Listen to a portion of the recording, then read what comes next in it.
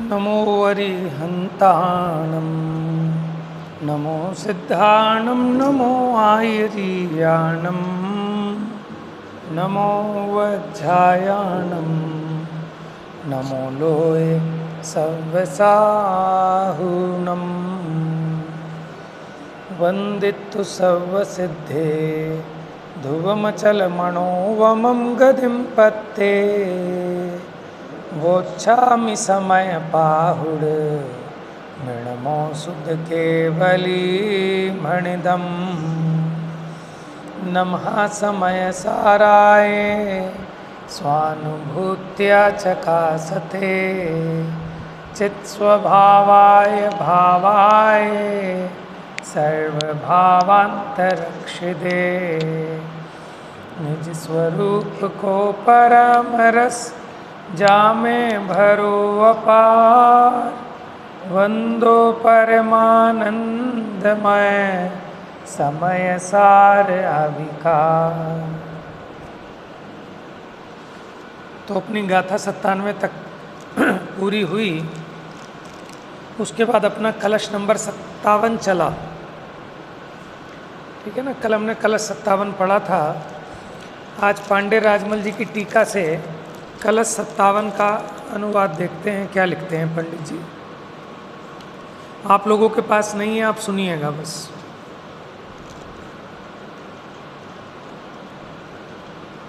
अपने ग्रंथ में तो निकाल ही लो।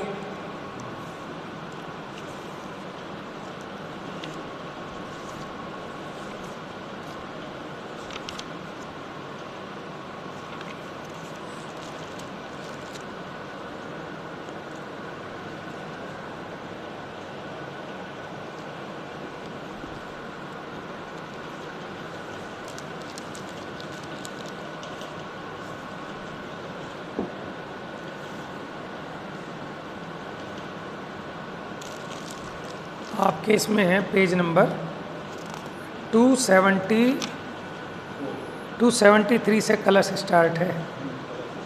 ठीक है ना, कलश पढ़ेंगे। वसंत तिल का छंद है।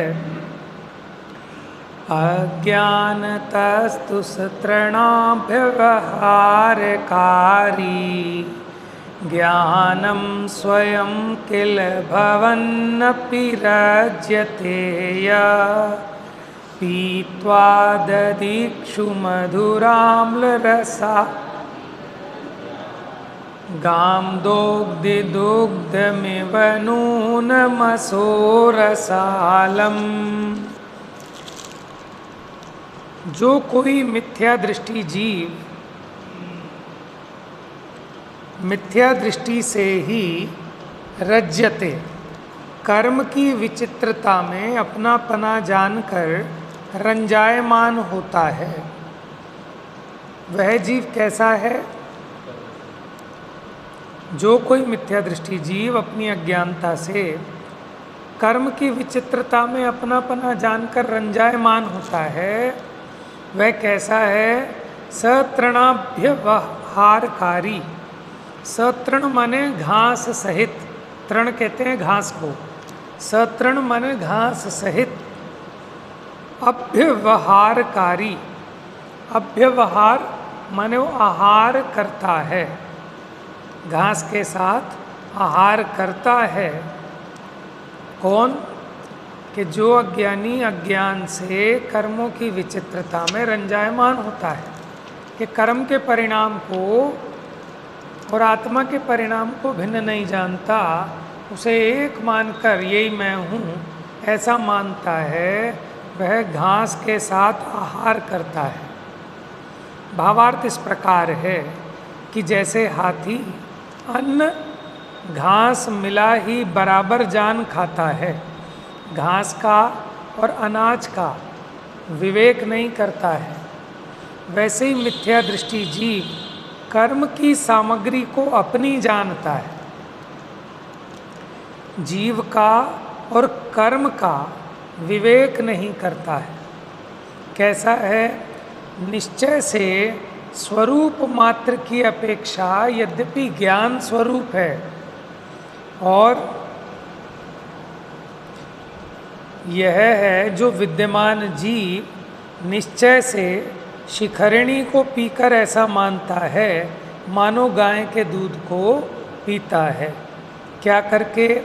शिखरिणी में मीठे और खट्टे स्वाद की अति ही आसक्ति से कि स्वाद लंपट हुआ, शिखरिणी पीता है, स्वाद भेद नहीं करता, ऐसा निर्भेदपना मानता है, जैसे गाय के दूध को पीते हुए निर्भेदपना माना जाता है, क्योंकि गाय के दूध में तो एक ही स्वाद है। उसी प्रकार ये जो शिखरिणी है, इसमें ऐसा मानता है कि मानो एक ही स्वाद है, जबकि हैं इसमें दो अलग अलग स्वाद।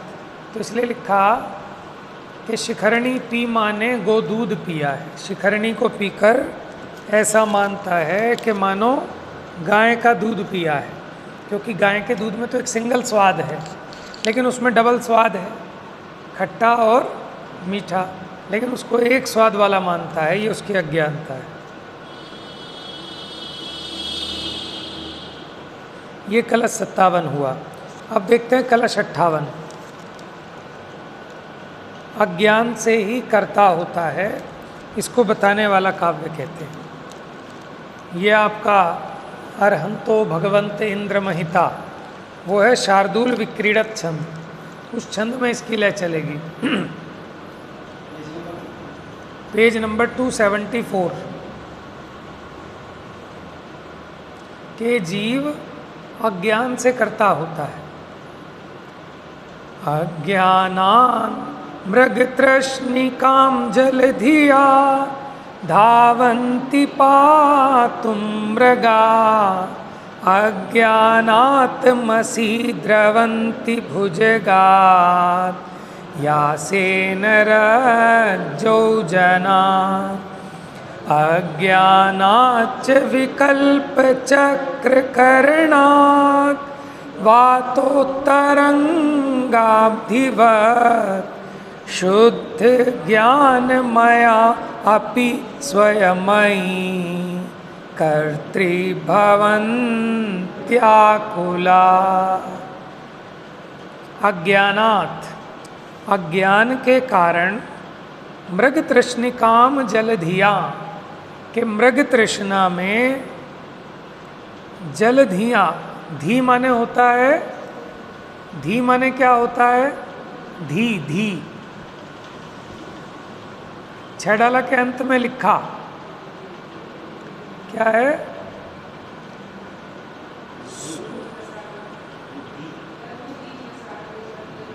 अल्पधी, अरु कषाय वश। अल्पधी माने अल्प बुद्धि, और कषाय के कारण अगर चूक हुई हो तो सुधी सुधार पढ़ो, तो उसको सुधार कर पढ़ो। तो यहाँ कह रहे हैं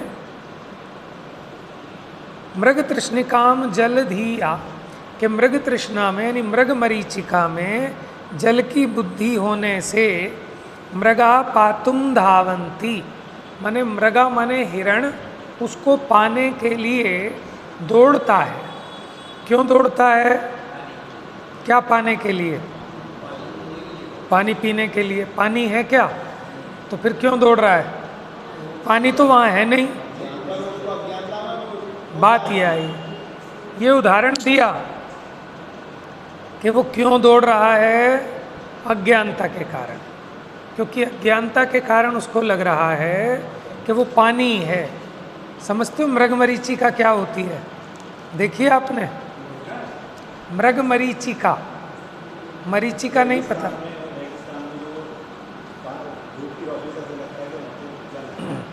रेगिस्तान में क्या आपकी जो सड़क होती है ना तारकोल वाली, हाँ, ये जो तारकोल वाली सड़क होती है, अब भयंकर गर्मी पड़ रही है ना जैसे, तो दूर से आप देखेंगे तो आपको ऐसा लगेगा जैसे वहाँ पानी है। क्यों? कि वो गर्मी के कारण, देखो गर्मी के कारण क्या होता है कि एक तो उसमें चमक ऐसी आती है, दूसरा वो ताप के कारण जब कहीं भी भाप होती है ना तो अपना विज़न उस तरह का बनता है, भ्रम एक उत्पन्न होता है। वहाँ क्या होता है? बालू रेत, और वो जब सूरज की तेज़ धूप पड़ती है उस पर रोशनी पड़ती है तो ऐसा भ्रम उत्पन्न करती है कि मानो ये पानी है। अब जब दौड़ के वहाँ पहुँचता है थोड़ा आगे खिसक जाता है पानी, फिर वो आगे पहुंचता है तो और आगे खिसक जाता है, तो आगे खिसक गया कि भ्रम में लग रहा है, अज्ञानता के कारण परेशान हो रहा है ना। नहीं तो देखो प्यास लगी थी, बैठा रहता तो मरता नहीं, लेकिन अब उसे पानी का भ्रम हुआ तो वो ऐसा दौड़ा है, क्या है, जल नहीं पावे प्राण गमावे, भटक भटक मरता। अगर इतना भटकता नहीं तो मरता नहीं, बच जाता।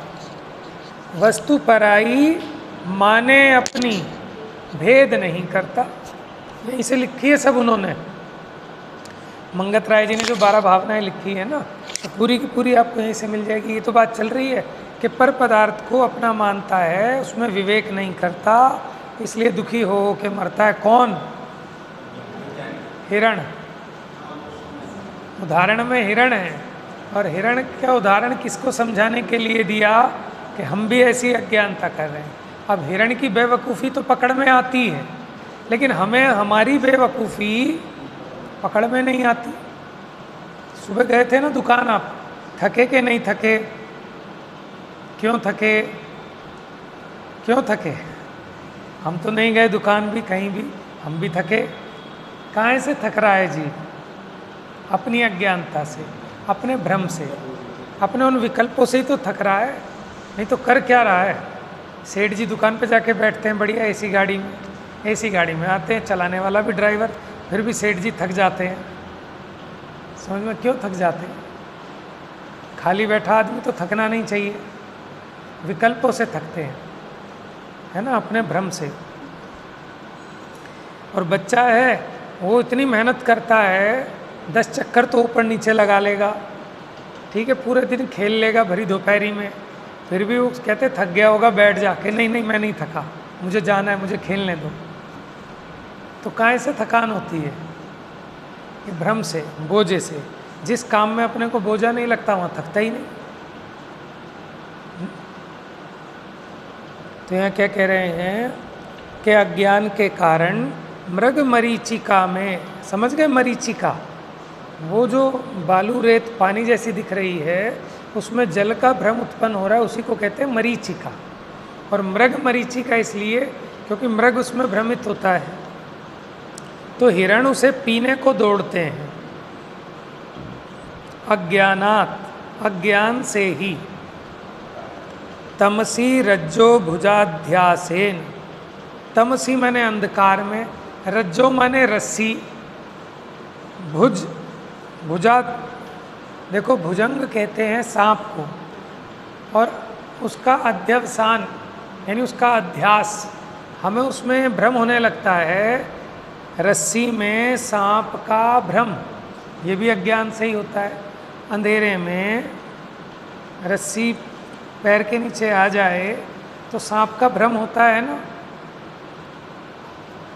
लोग भय से भागते हैं, और इसी प्रकार अज्ञान के कारण ये जीव वात उत्तंग अब्धिवत, देखो वात माने होता है वायु, वात माने वायु, शरीर में भी होती है वायु, जिससे वात के रोग हो जाते हैं। जितने जोड़ों के दर्द हैं, ठीक है ना, हड्डियों के दर्द हैं, ये सब वात का प्रकोप है। वात तो होनी चाहिए, लेकिन जब वो इम्बैलेंस हो जाती है तो ये दर्द हो जाते हैं। और नहीं हो तो आदमी ख़त्म हो जाए। वायु ना हो तो ब्लड सर्कुलेशन कैसे हो? खाना यहाँ रखो नीचे ही नहीं उतरेगा, नीचे ही नहीं जाएगा, शरीर का मल बाहर ही नहीं जाएगा, तो वायु का भी अपना काम है। अब जब वो वायु चलती है तो समुद्र में तरंगे उत्पन्न होती हैं, तो वातो उत्तरंगाब्धिवत, पवन से तरंगित समुद्र की भांति विकल्प चक्र करणात, माने विकल्पों के समूह को करने से, शुद्ध ज्ञानमया अपि, के शुद्ध ज्ञानमय होने पर भी आकुलाह, आकुलित होते हैं। माने स्वरूप तो ऐसा है कि शुद्ध ज्ञानमय है स्वरूप, लेकिन फिर भी आकुलित होते हैं। क्यों? अपने अज्ञान के कारण। वहाँ पानी नहीं है, लेकिन फिर भी पानी समझकर वो आकुलित होता है। क्यों? अज्ञान के कारण। अंधकार में जो रस्सी है वो सांप नहीं है, फिर भी उसे सांप दिखता है और भय के कारण भागता है तो हड्डी टूट जाती है जीने से गिर के। तो किसने मार दिया? वो तो कहेगा सांप ने मार दिया। समझ में आया? तो अज्ञान के कारण। उसी प्रकार ये जीव यद्यपि शुद्ध ज्ञानमय है फिर भी आकुलित होते हुए, तो शुद्ध ज्ञानमय है फिर भी आकुलित क्यों है? अज्ञानता के कारण।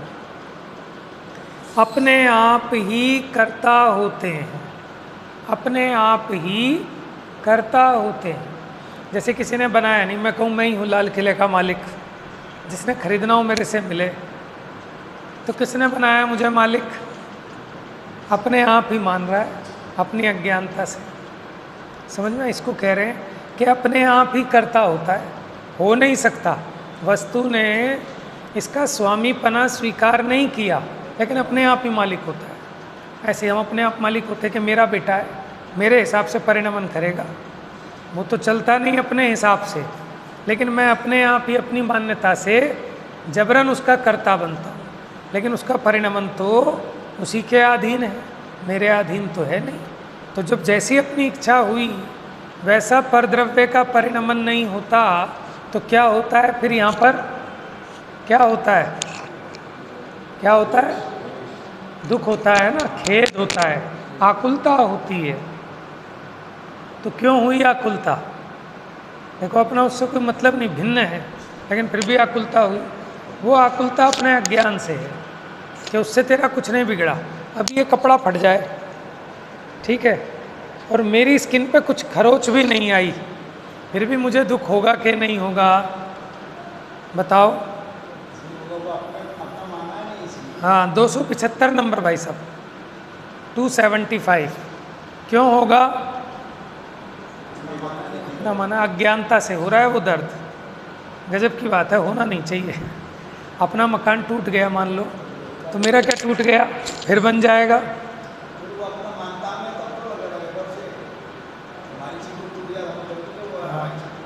देखो हमारा क्या टूटा?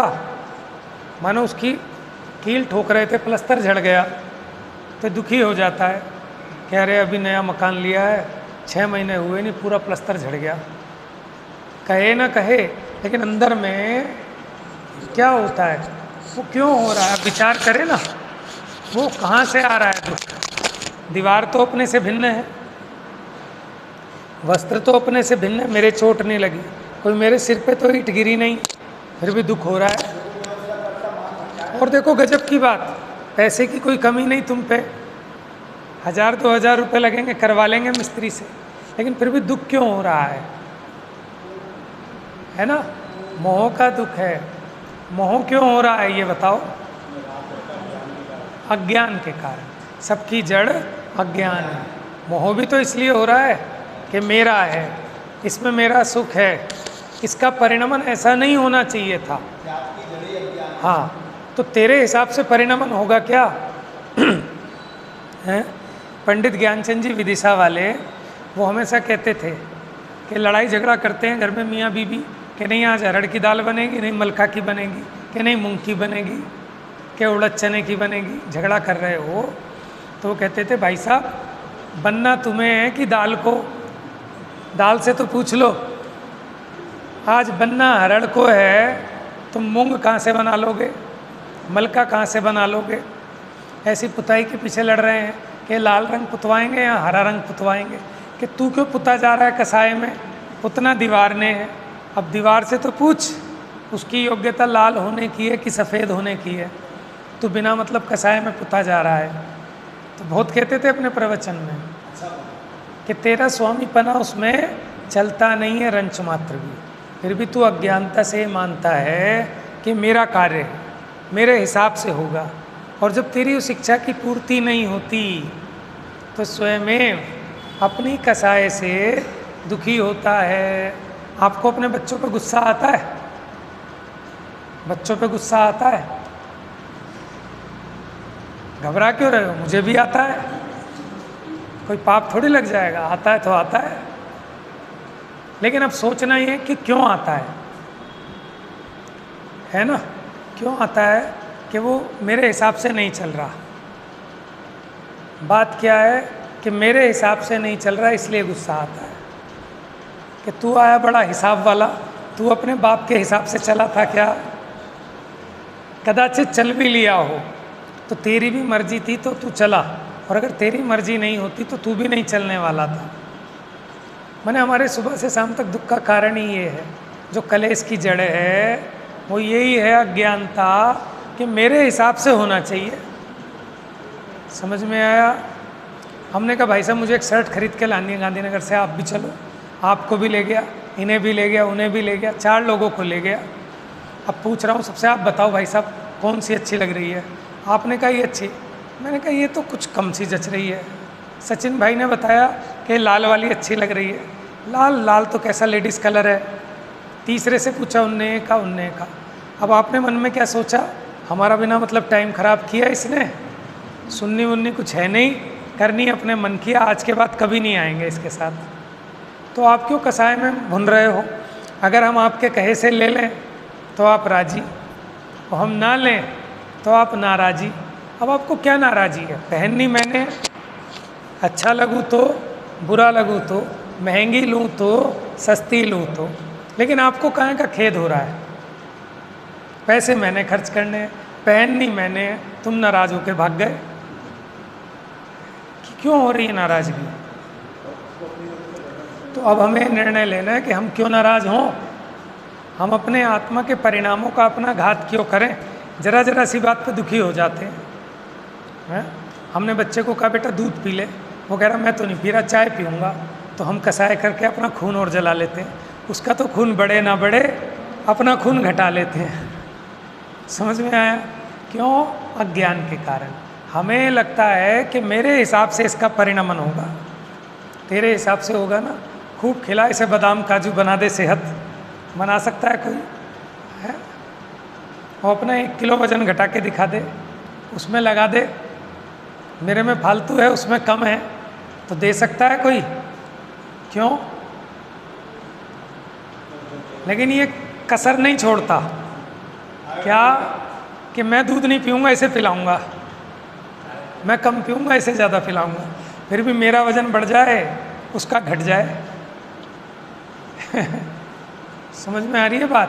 तो इसका मतलब ये है कि सोचने की ज़रूरत ये है कि हम किस चीज़ के पीछे दुखी हो रहे हैं। चलो मेरे शरीर में चोट लगे, मेरे सर में दर्द हो रहा है, मेरे दांत में दर्द हो रहा है, मेरे पेट में दर्द हो रहा है, तो एक बार को समझ में आ रहा है कि चल तू दुखी है, उसकी बात बाद में करेंगे।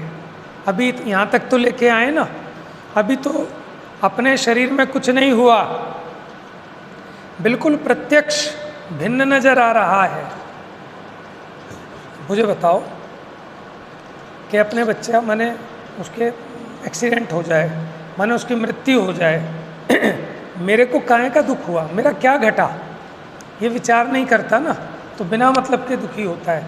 चलो अपना पुत्र तो अपना है, जहाँ जिससे अपना कोई संबंध नहीं, कुछ नहीं, वहाँ भी किसी ने आपकी राय ले ली गलती से और वो काम नहीं किया, तो आपको लगता है कि मेरी बेइज्जती कर दी, तो इतने मात्र में बेइज्जती हो गई। यानी ये जीव स्वयं अपनी अज्ञानता के कारण हर जगह पिटता है, हर जगह लुटता है ना, हर जगह दुखी होता है। तो ये भी अनर्थ दंड है।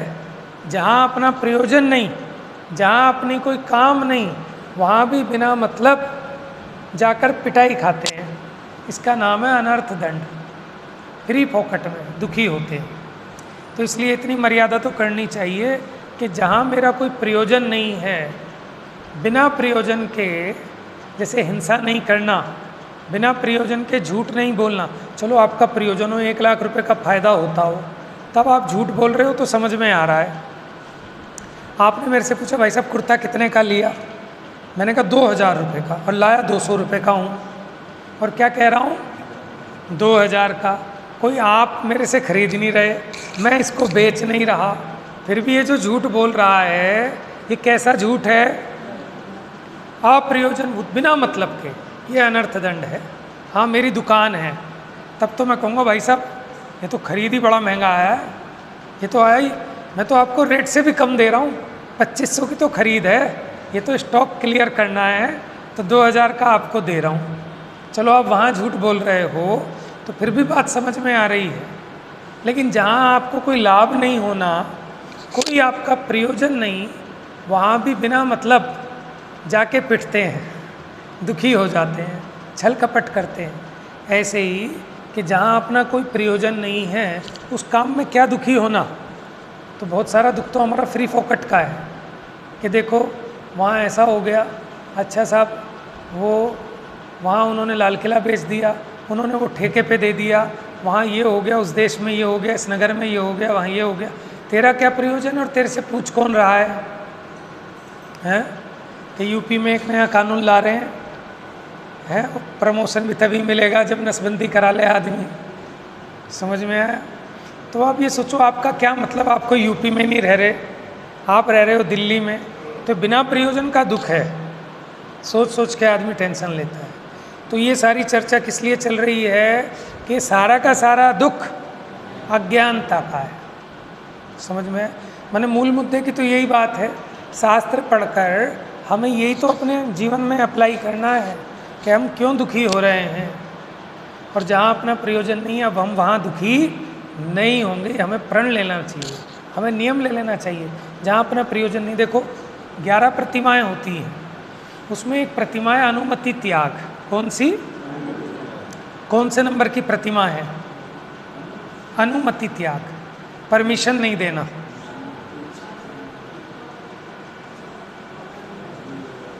आठवें नंबर की है क्या? 9वें नंबर की अनुमति। अनुमति के बाद अनुमति के आरंभ, परिग्रह, अनुमति, उद्दिष्ट। उद्दिष्ट तो 11वें नंबर की है। याद है किसी को प्रतिमाओं के नाम? क्या होती है प्रतिमा? होती क्या है तो बताओ अपनी भाषा में। हाँ, प्रतिमा क्या होती है? क्या है? संयम अंश जग्यो जहाँ भोग अरुचि परिणाम, उदय प्रतिज्ञा को भयो प्रतिमाता को नाम। क्या क्या बोला? पहला मैंने क्या बोला था? संयम अंश जगा, और क्या हुआ? भोग अरुचि परिणाम, उदय प्रतिज्ञा को भयो। अब क्या किया इसने? प्रतिज्ञा ली कि अब मैं ये काम नहीं करूँगा, इसका नाम है प्रतिमा। समझ में आया? अब वो प्रतिमाओं में स्टेजेस हैं। एक है अनुमति त्याग प्रतिमा। ये अब मैं किसी चीज़ की अनुमति, मेरे से किसी चीज़ की परमिशन मांगने की, पूछने की ज़रूरत नहीं है। उसमें भी बड़ा खेद है, गलती से आपने हमसे पूछ लिया कि भाई साहब ये ले लूँ क्या? मैंने कहा ले लो, फिर तो आप हमारे पीछे पड़ जाओगे, आपके कहने से ले लिया, मैं तो बर्बाद हो गया। बिना मतलब का खेद है ना। और आपने पूछ लिया और फिर किया नहीं, तो फिर हम नाराज़ हो जाएंगे। समझ में आया? और उसमें पाप भी पूरा लगता है। हमने आपको कहा कि हाँ आप ये काम खोल लो, आपने खोल ली फैक्ट्री, हिंसा का काम की, हमने अनुमोदना की ना। अनुमति मैंने अनुमोदना, परमिशन। अब वो किसी भी चीज़ की अनुमति नहीं देता। घर वाला भी बच्चा कोई आए कि पिताजी ऐसे ऐसे काम कर रहे हैं, उसका कोई मतलब नहीं है, कहीं कोई साइन नहीं करेगा। समझ में आया? और सब काम से निमट गया, निवृत्त हो गया। माने ये दुख के कारण थे, अब उन सबसे अब उसकी इच्छा ही उत्पन्न नहीं होती कि कोई मेरे से पूछे और मैं किसी को कोई परमिशन दूँ।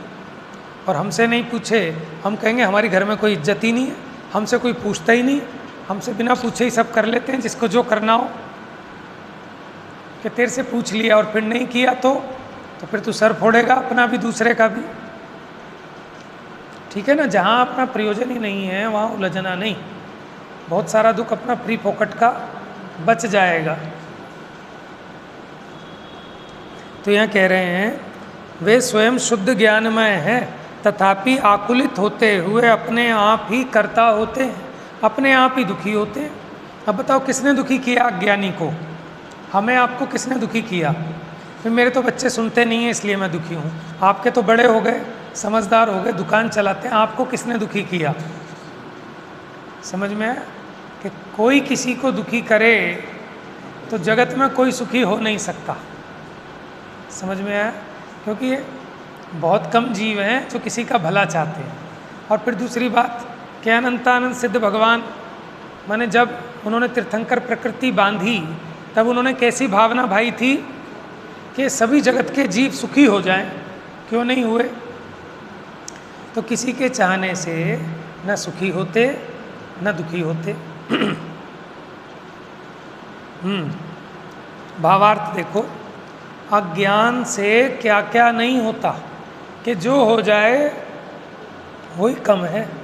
अज्ञानता में तो न जाने भगवान जाने क्या क्या कर लेता है आदमी, कहाँ कहाँ जाके अपना सर फुलाता है, कहाँ कहाँ तांत्रिकों के पास जाता है, जो शराब पीते हैं, चरस पीते हैं, गांजा, सप्त व्यसनी, ऐसी जगह चला जाता है, उन्हें पूजता है, उनके पैर छूता है। तो अज्ञानता में जितने पाप करे सोई कम है। हिरण बालू की चमक को जल समझकर पीने दौड़ते हैं, और इस प्रकार वे खेद खिन्न होते हैं। अंधेरे में पड़ी हुई रस्सी को सांप मानकर लोग उससे डरकर भागते हैं। इस प्रकार यह आत्मा जैसे पवन से क्षुब्ध किए गए समुद्र में तरंगे उत्पन्न होती है ना, वो डिस्टर्ब हो जाता है। अज्ञान के कारण ये जीव भी अनेक विकल्प करके क्षुब्ध होता है। क्षुब्ध माने डिस्टर्ब होता है, आकुलित होता है। यद्यपि परमार्थ से वह शुद्ध ज्ञान घन है, माने जानने देखने वाला है, ज्ञान घन है, फिर भी अज्ञान से करता होता है।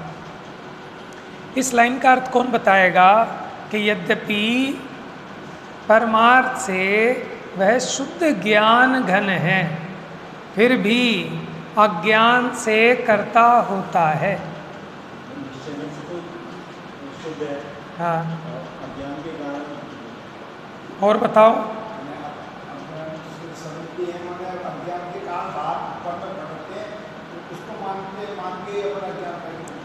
और बताओ कोई इधर से। हाँ, बहुत बढ़िया। देखो प्रकरण के हिसाब से अर्थ समझा करो। अच्छा ये और बताओ नमन, यद्यपि परमार्थ से वह शुद्ध ज्ञान घन है, इसका क्या मतलब है फिर?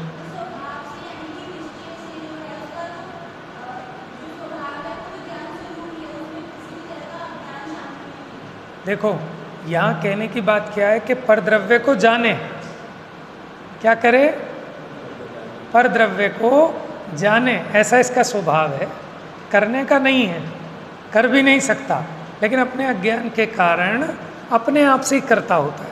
किया कुछ नहीं, लेकिन अपनी अज्ञानता से अपने आप ही करता होता है।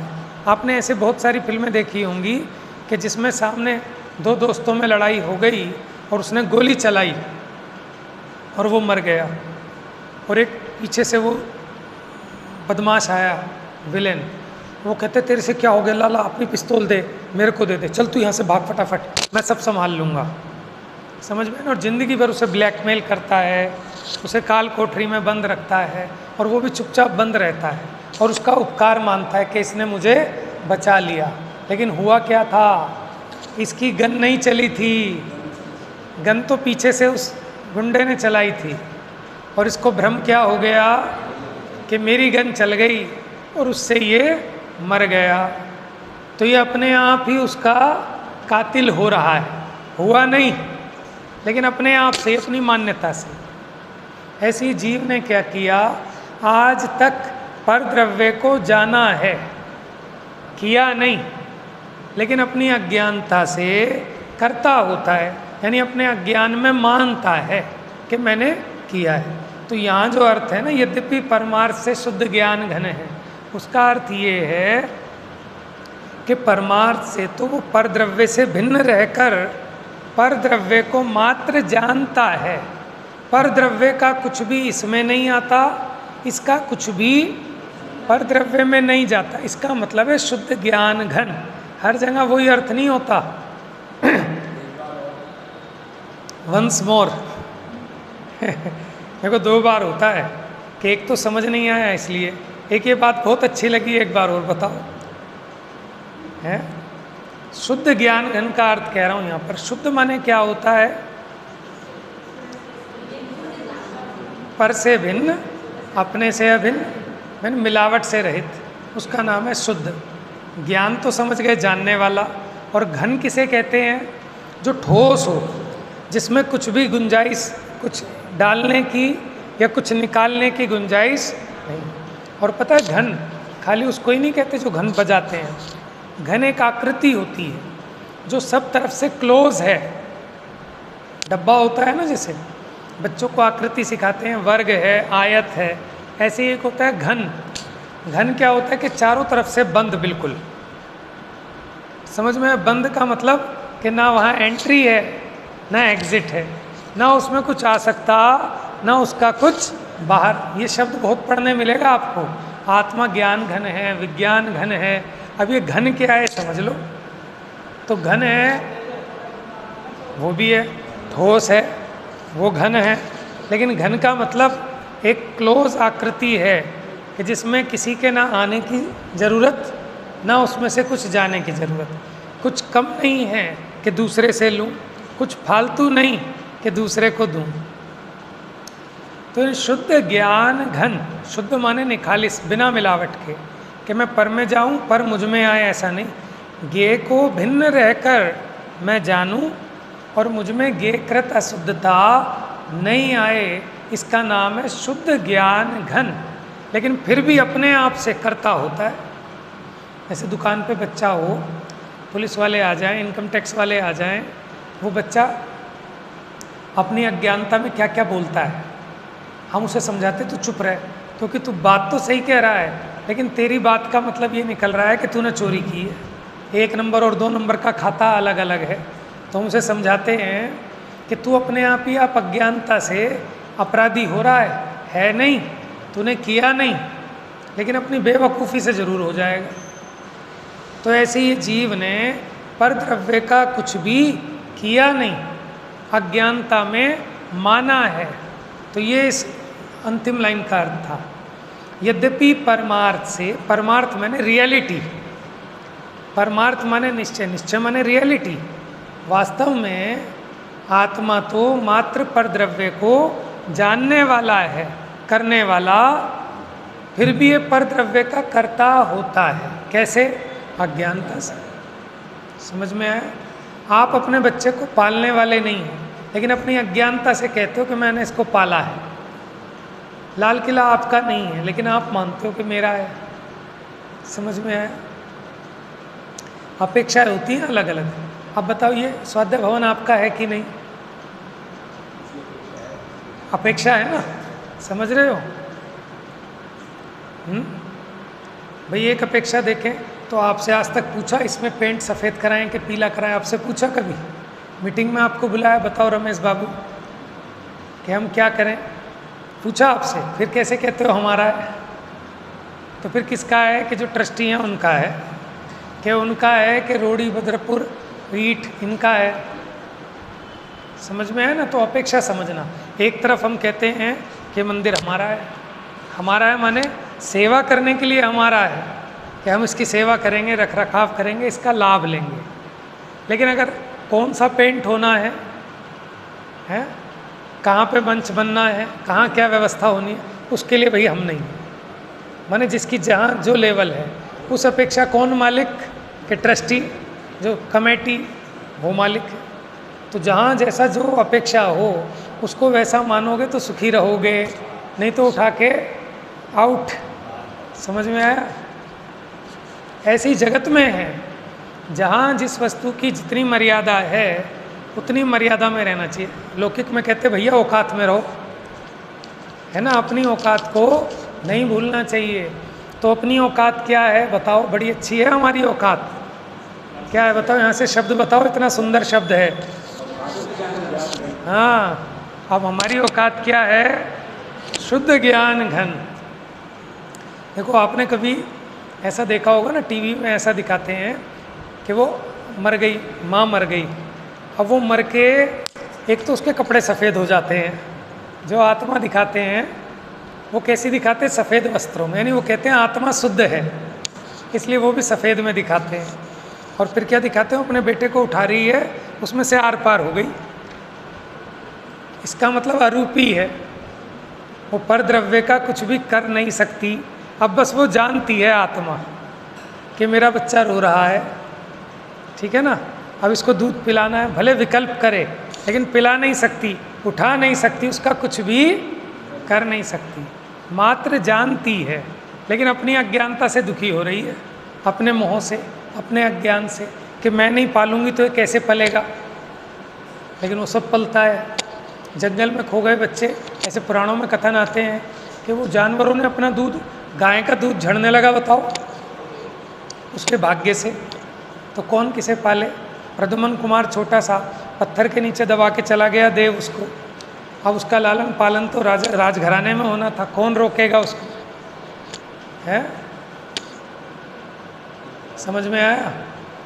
तो इसलिए अपनी हैसियत में रहो कि मैं कर धर कुछ नहीं सकता, जानने वाला हूँ, इसका नाम है मैं शुद्ध ज्ञान घन हूँ, फिर भी अज्ञान से करता होता है। ठीक है, हिंदी का कलश पढ़ते हैं, पांडे राजमल जी की टीका कर लेंगे।